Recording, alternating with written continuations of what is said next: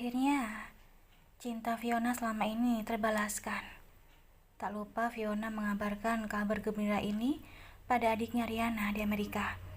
Mendengar kabar itu, Riana sangat bahagia sekaligus bersedih karena Riana tak bisa pulang untuk ikut menghadiri acara pernikahan kakaknya Fiona.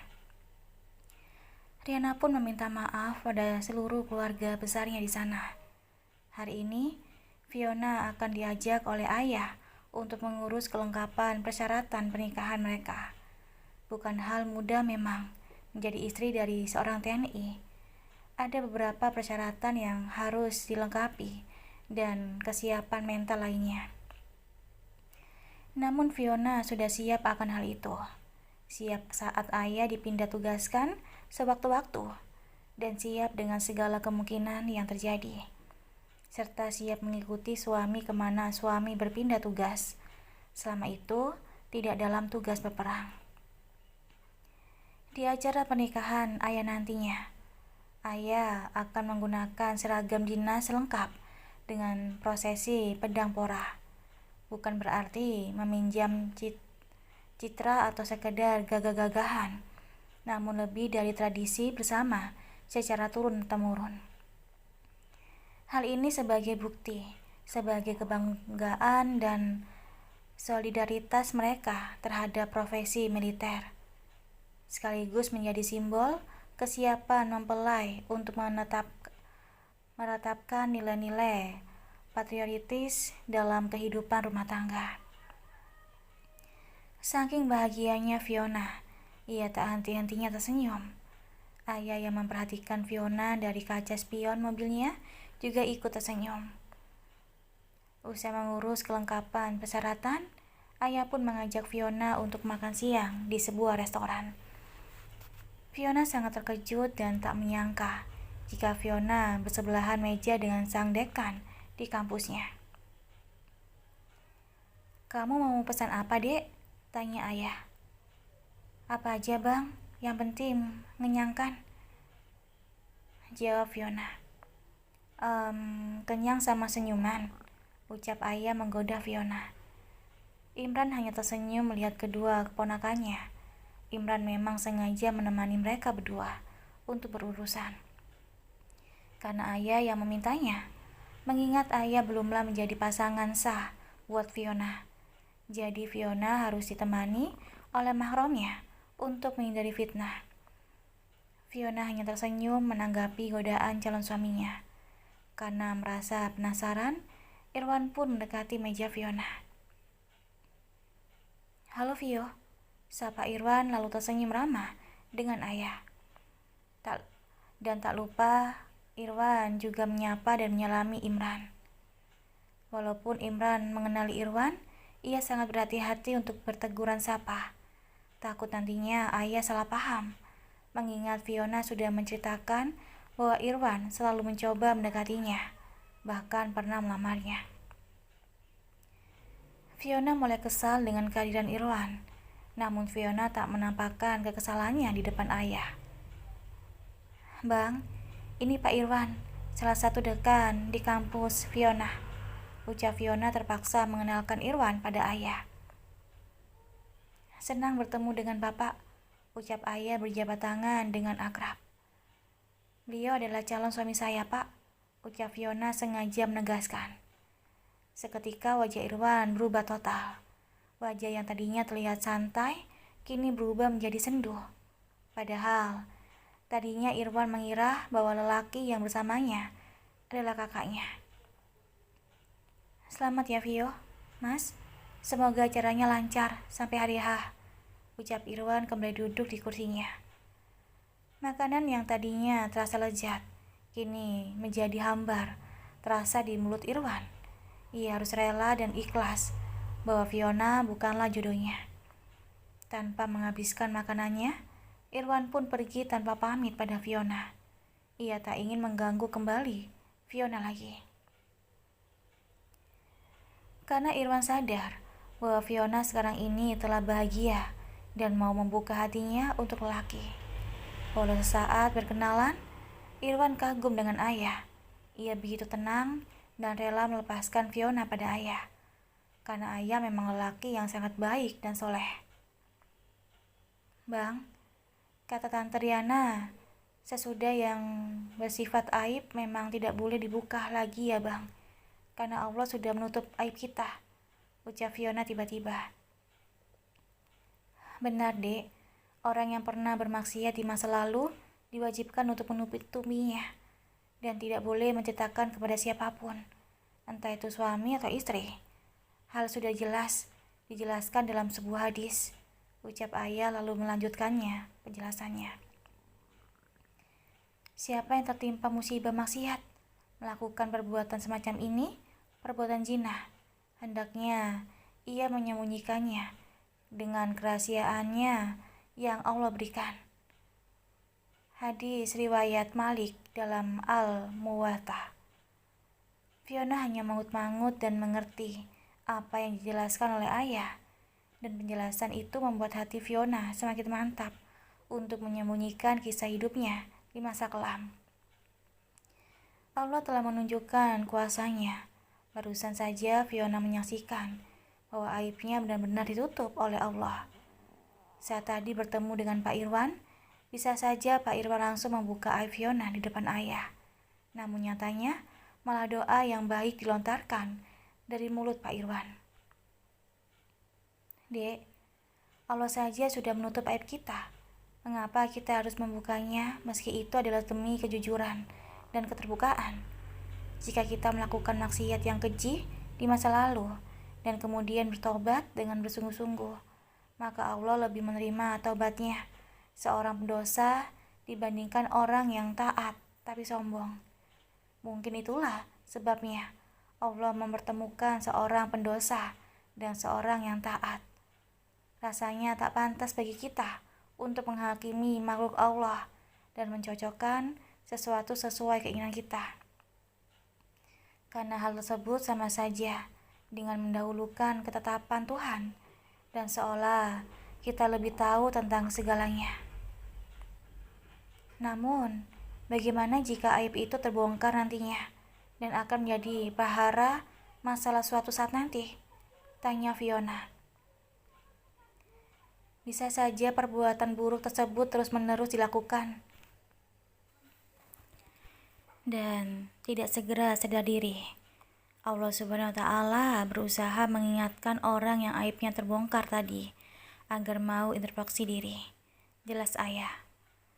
Apakah menutup keburukan aib adalah sesuatu yang dikatakan munafik, Kak? Tanya Fiona lagi. Dek, menyembunyikan aib itu bukanlah kemunafikan. Bahkan itu adalah perintah agama kita, ucap ayah tanpa bosan menjelaskannya pada Fiona. Sementara Imran sangat tertarik mendengarkan penjelasan ayah, sekaligus Imran bisa belajar dari keponakannya. Mengingat pertanyaan Fiona mengarah pada kedua anaknya. Bagaimana sabda Rasulullah? Setiap umatku diampuni kecuali mujahir, orang yang membuka aib sendiri, dan termasuk perbuatan pada malam hari. Kemudian keesok harinya ia berkata, "Wahai Fulan, tadi malam aku telah melakukan ini dan itu, padahal Allah menutupi perbuatannya. Akan tetapi keesokan harinya, ia membuka penutup yang Allah berikan." Hadis riwayat Muslim. Fiona semakin kagum dan sangat bersyukur bisa berjodoh dengan ayah. Mungkin ini adalah jawaban dari doa-doa yang tak putus dan tak henti-hentinya Fiona mohonkan dulu. Ketidakputusan asaan terhadap atas rahmat Allah. Kini Fiona dihadiahi laki yang baik, agama, serta akhlaknya dari Allah. Ketampanan serta kemapanan Allah adalah bonus untuk Fiona.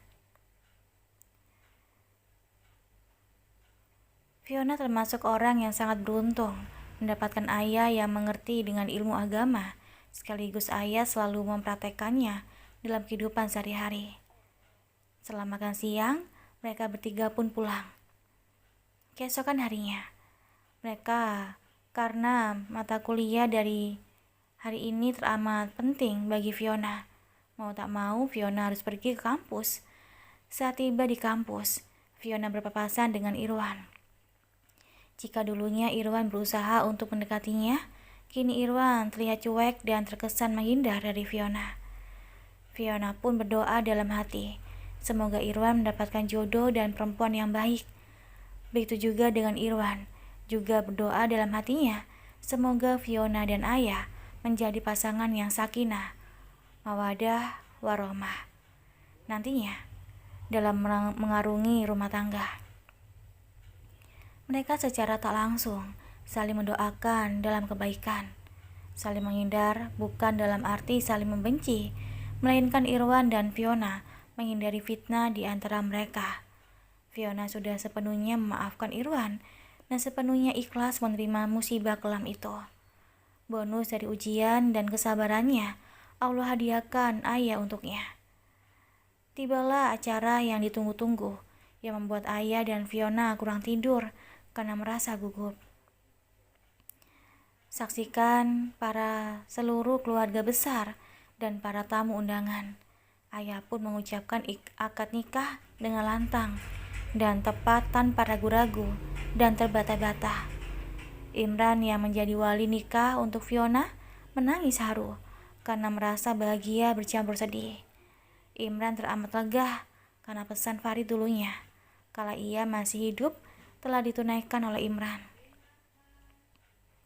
Dek, tolong jika ajalku menjemput, nikahkan Fiona dengan laki-laki yang baik dan soleh. Abang ingin kamu menggantikanku ketika Fiona nanti menikah, ucap Farid kala itu. Pesan itu disampaikan Farid pada saat Farid belum sakit dan dalam keadaan sehat walafiat. Dan fakta paling menjengangkan adalah saat Fiona waktu itu membuka lemari papinya. Setelah 5 hari Farid meninggal. Fiona mendapati hasil check up serta ronsen jantung papinya. Ternyata dokter sudah memvonis penyakit jantung Farid dengan umurnya tak bertahan lama lagi. Dan selama itu Farid tak begitu apik menyembunyikan penyakitnya.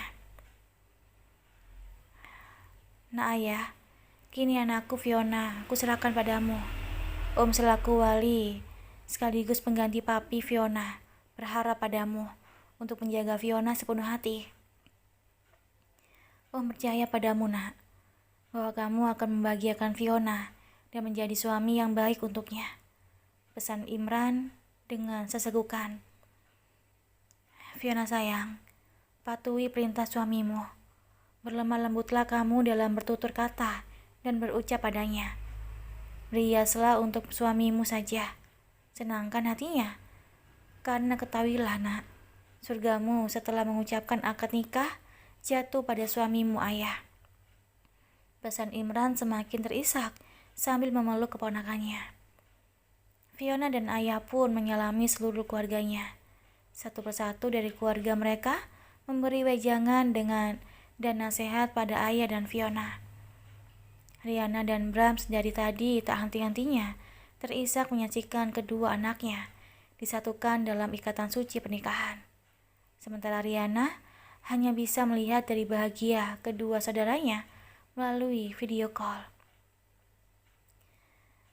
Sebenarnya, Fiona dan para keluarga mengabarkan pada Shirley tentang pernikahan anaknya. Namun entah alasan apa, Shirley tak mau untuk menghadiri acara bahagia anaknya. Andai saja Farid masih hidup, betapa bahagianya ia bisa melihat anaknya menikah dengan laki-laki yang baik, agama serta akhlaknya seperti Ayah. Malam pertama pun tiba. Fiona yang dari tadi sangat gugup berusaha menenangkan hatinya. Ada rasa bahagia dan ketakutan yang luar biasa ia rasakan. Takut Ayah akan tahu aib yang ia simpan dan tutupi. Namun Fiona tetap yakin dan seyakin-yakinnya pada Allah. Assalamualaikum, ucap Ayah menyapa istrinya Fiona. Waalaikumsalam, jawab Fiona gugup. Keringat dingin mengucuri kening Fiona, padahal di dalam kamar terasa sangat sejuk karena hawa AC yang sedang menyala. Ayah menyentuh kening istrinya Fiona, untuk yang pertama kalinya sambil membacakan basmalah dalam hati. Ayah mengusap kening Fiona dengan tangannya sendiri tanpa tisu. Ia tahu jika Fiona saat ini benar-benar gugup. "Sayang, ayo kita ambil wudhu dan sholat bersama," ucap ayah dengan lembut disertai senyuman manisnya. Jantung Fiona terasa meloncat dari tempatnya ketika mendengar ayah memanggilnya dengan sebutan sayang. Ayah mengajak Fiona untuk sholat sunnah sebelum melakukan hubungan intim. Fiona bahkan sampai terisak saat ayah menjadi imam sholatnya. Usai sholat, ayah pun meminta kebaikan dan keberkahan di dalam rumah tangganya. Sesuai tuntutan ayah pun memperlakukan istrinya dengan baik agar Fiona merasa nyaman dan tenang. Mereka mengobrol sebentar sambil bersenda gurau, lalu ayah pun mengambil haknya pada Fiona. Usai melakukan hubungan badan, Fiona sampai terisak bahagia karena ayah berterima kasih atas kenikmatan malam ini yang mereka lakukan. Bahkan yang membuat Fiona begitu terisak adalah melihat bercak darah segar di atas spray. Allah telah menunjukkan kekuasaannya malam ini. Hal yang di luar dugaan Fiona untuk menjadikan Fiona semakin bertambah imannya. Fiona mengira darah yang menjadi saksi bisu mereka berdua adalah darah menstruasi. Namun setelah Fiona cek bahwa Fiona tak sedang menstruasi.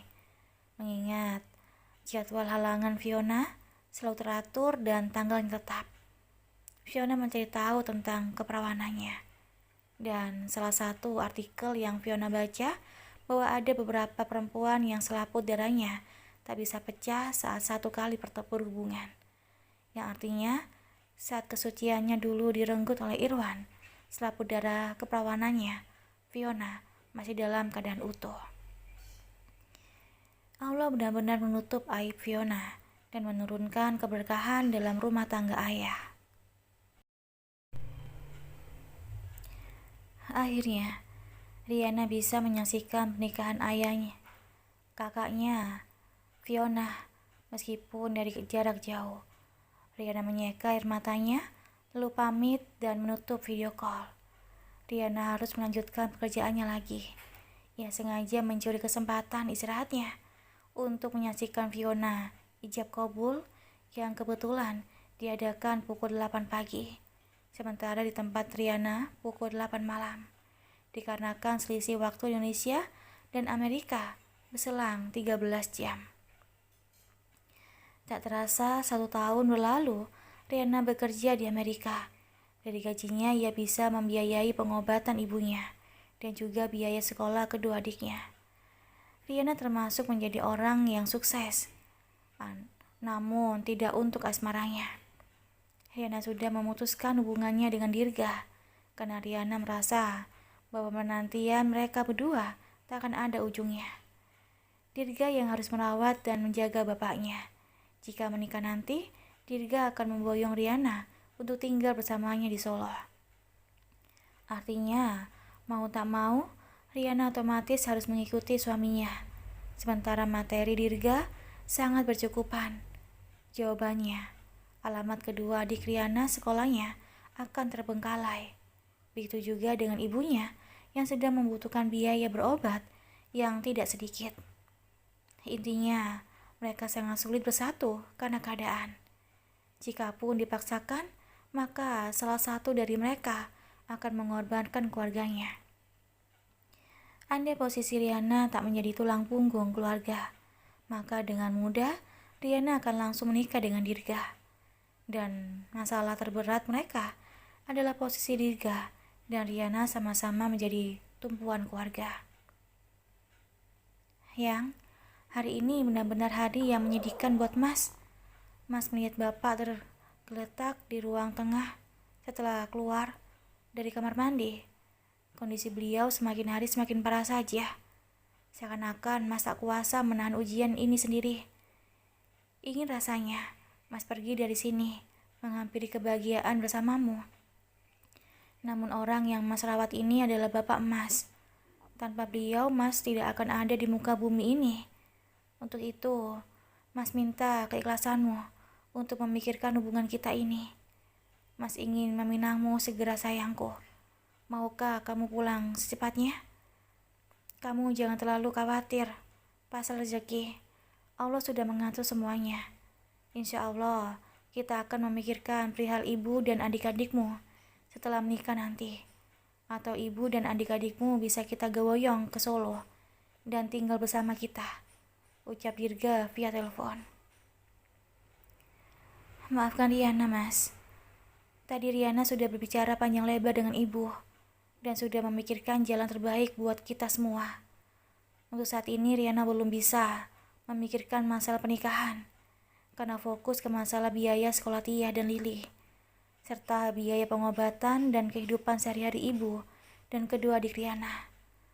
Riana sangat paham dengan kondisi Mas Dirga. Jangan menyerah, Mas. Jangan tinggalkan Bapak demi apapun.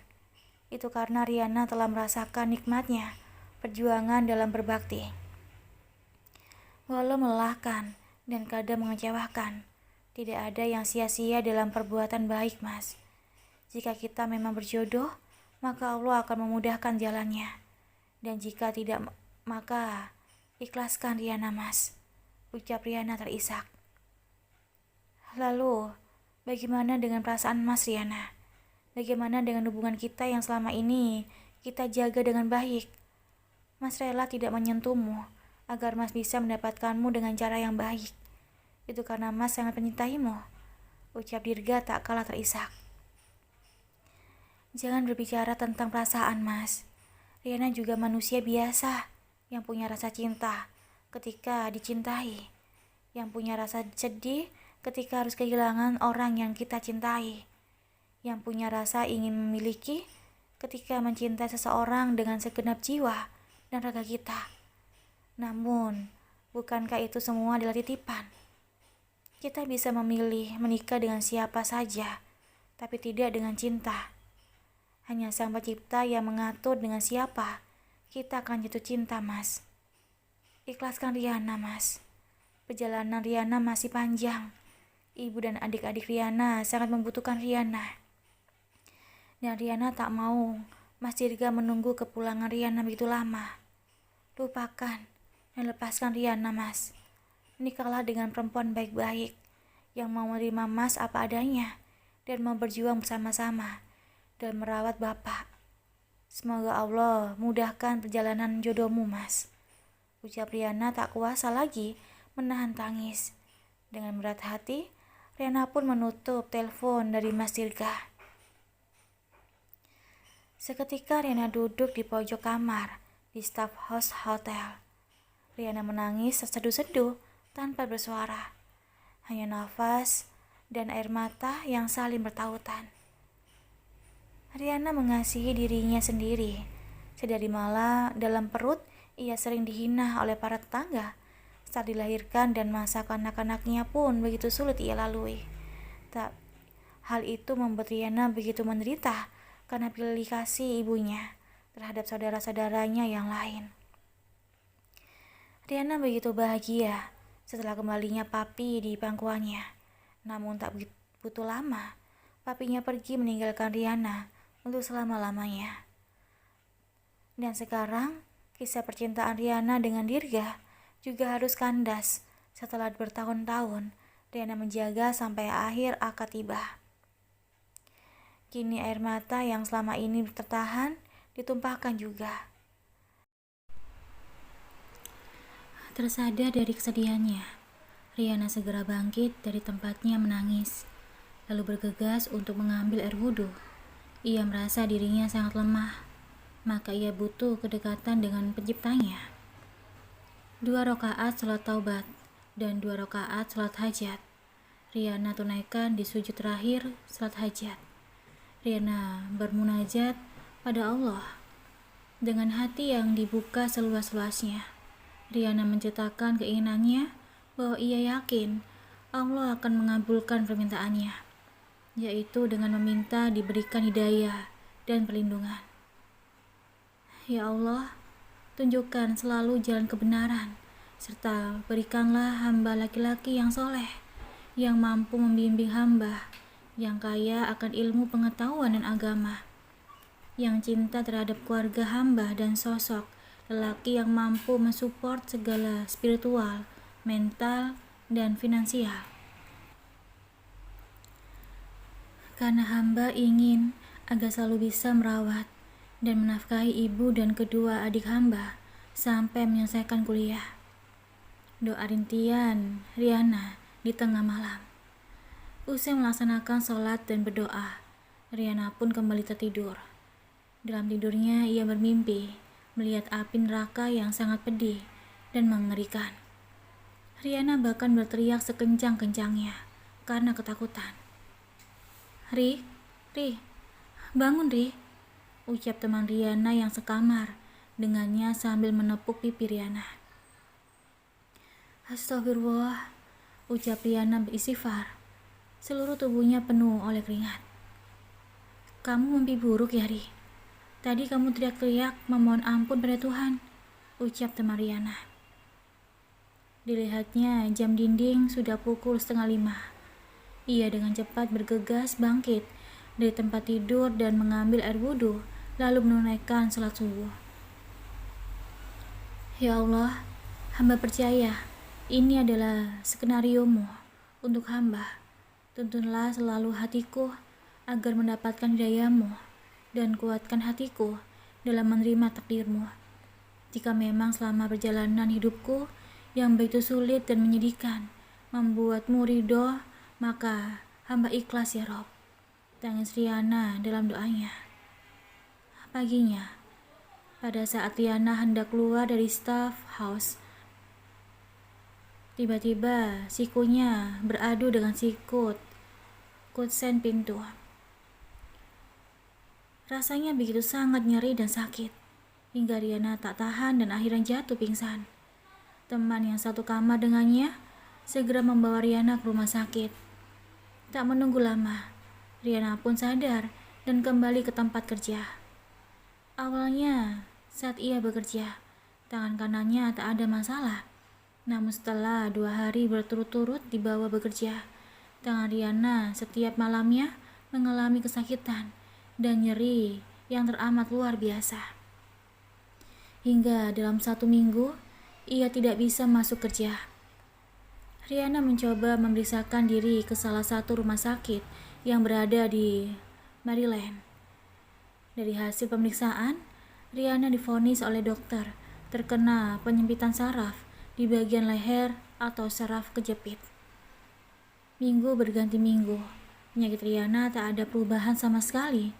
Padahal hampir semua gajinya untuk bulan ini dihabiskan untuk berobat.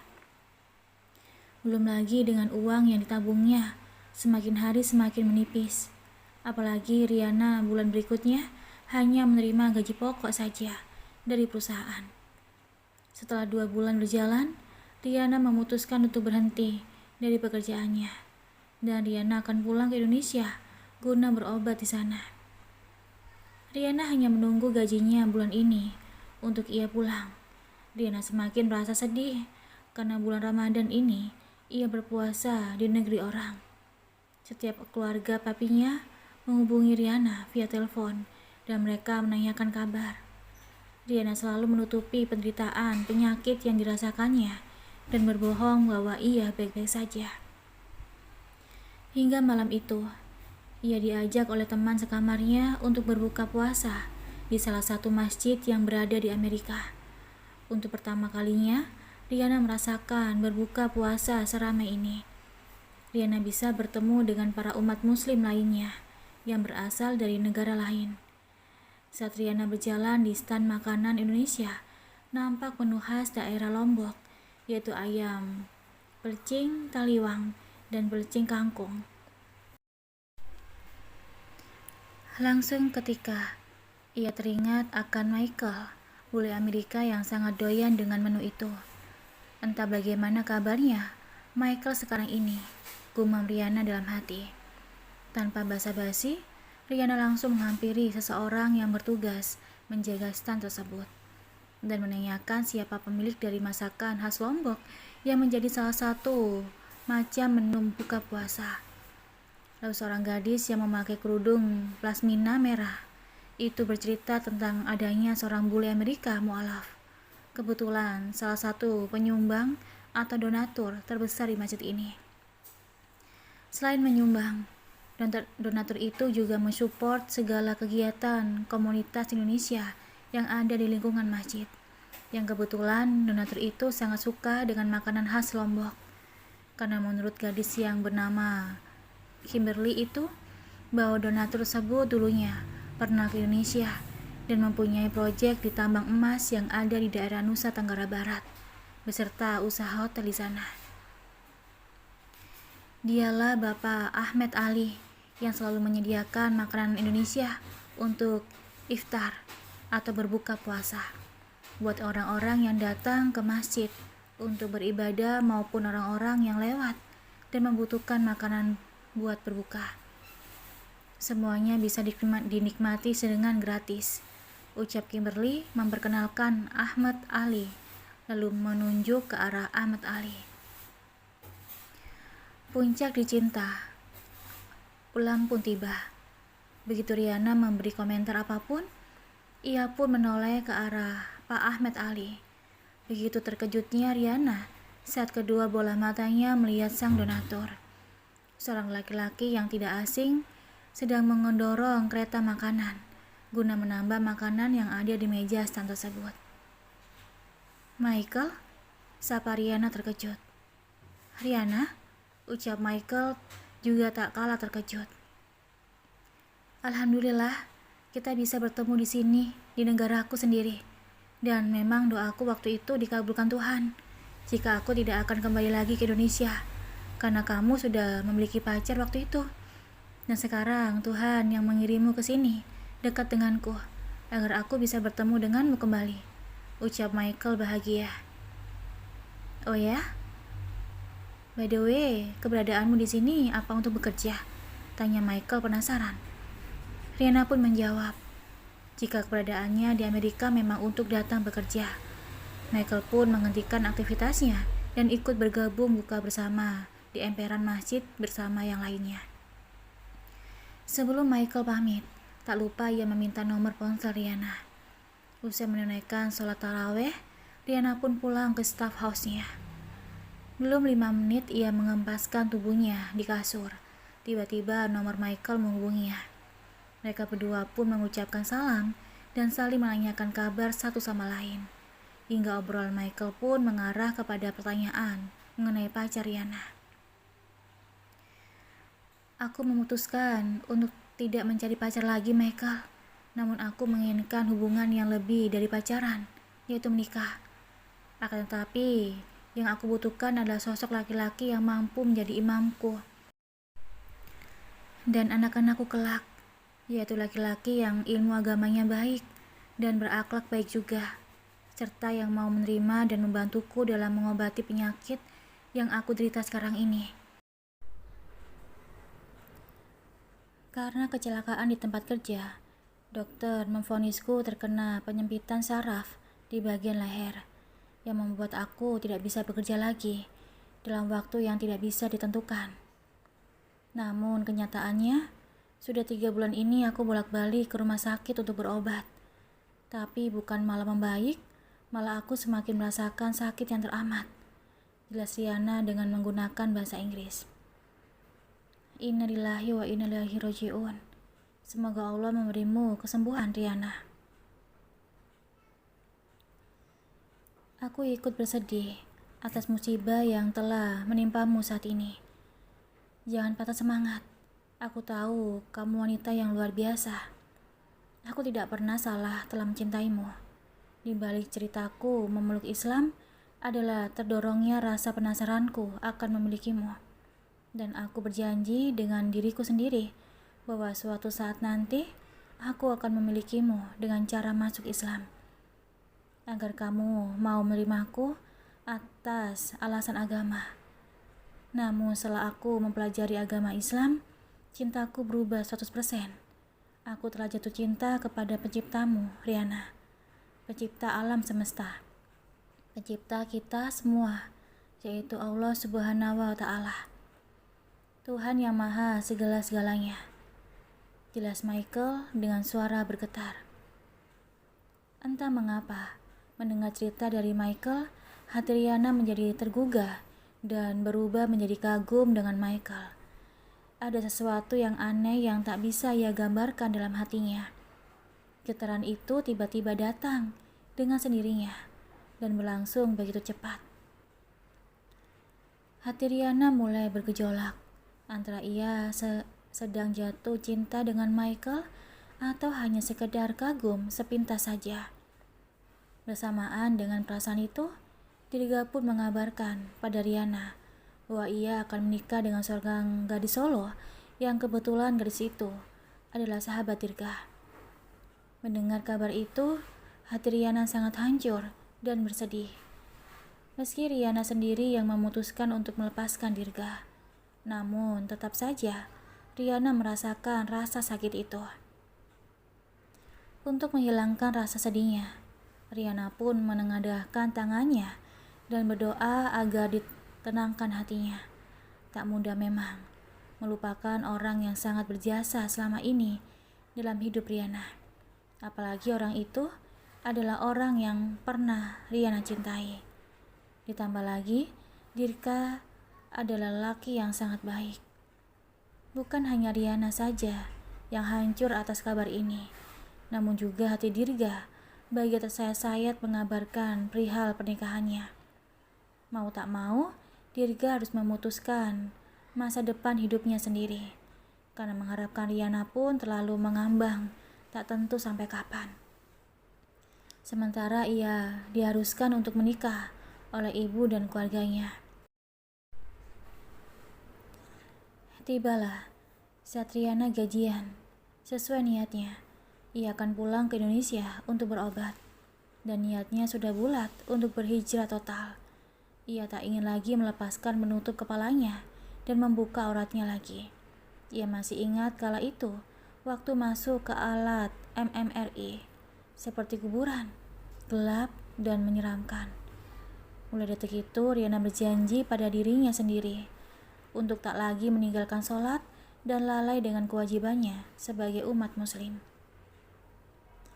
Sebenarnya Riana sangat diharapkan kesembuhannya oleh atasannya, karena memang kinerja Riana selama ini sangat baik dan memuaskan. Pada saat Riana resign dari hotel, atasannya sempat mencegah Riana dan memberi support untuk Riana bahwa ia pasti akan sembuh. Tak hanya itu, pihak hotel pun akan menaikkan jabatannya menjadi supervisor di bagian spa. Sedikit pun Riana sama sekali tak tergoda dan tertarik. Riana tetap teguh pada pendiriannya. Cukup sudah tanda-tanda teguran dari Allah yang menimpanya selama ini. Akibat ia mengejar pekerjaan yang subhat, beribadah pun selalu terbengkalai dan tak tenang, karena dituntut oleh pekerjaan yang mengharuskannya untuk bekerja. Apalagi pekerjaan di hotel di luar negeri yang mayoritasnya non-muslim. Penyakit yang dialaminya saat ini adalah sebuah teguran dari Allah agar ia berhenti bekerja. Belum lagi tanda-tanda dari mimpinya pernah melihat api neraka yang menyala-nyala. Sinar hidayah sudah menghampiri Riana, dan kini Riana ingin fokus untuk menggenggam hidayah itu agar tetap istiqomah. Karena sering berhubungan dan berkomunikasi via telepon dengan Michael, Riana pun dengan perlahan bisa melupakan Dirga. Tak lupa, Riana mengabarkan pada Michael jika ia akan pulang ke Indonesia. Mendengar kabar tersebut, Michael sangat bahagia. Tanpa disangka-sangka, Michael sudah menunggunya di bandara dan akan ikut pulang bersama dengan dirinya. Namun Riana tak menanyakan alasan kedatangan Michael ke Indonesia. Ternyata yang lebih mengejutkan, Michael malah sudah memesan tiket pesawat VVIP untuk Riana. Maafkan aku Riana, jika aku terlalu lancang dengan mengikutimu pulang ke kampungmu. Niatku sudah bulat.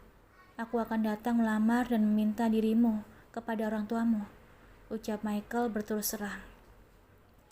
Rihanna cukup syok, namun pembawaannya tetap mencoba untuk tenang.